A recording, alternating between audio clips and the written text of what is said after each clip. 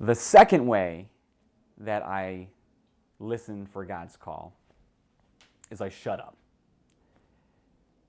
Coming from the spiritual exercises that were silent, you have no other option but to listen.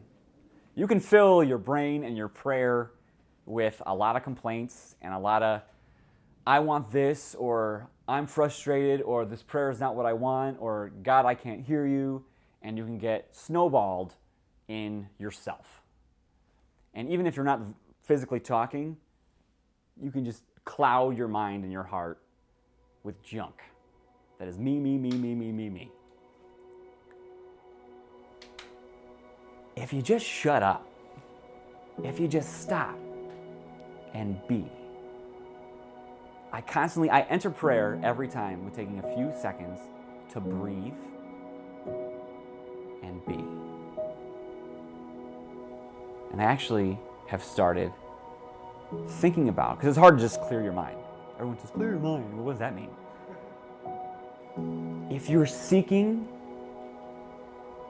to hear God's call, you want to hear God.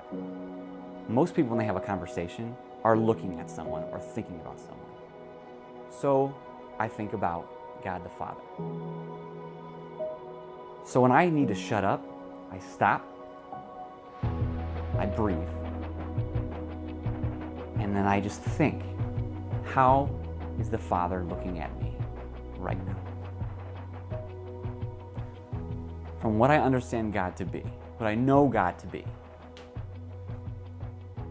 and my blessed experiences in prayer in the past, I think about that relationship that we have. And I shut up and allow Him to look at me. And even if I'm having a bad day and I'm thinking God's not paying attention to me, or I don't understand God's love, everyone talks about God's love, but if it's incomprehensible, how am I supposed to grasp that in prayer?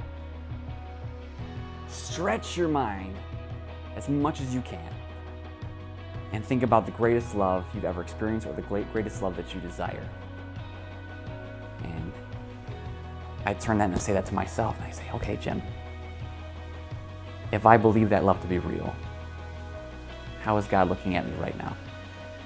And that alone will knock the wind out of me. And I shut up.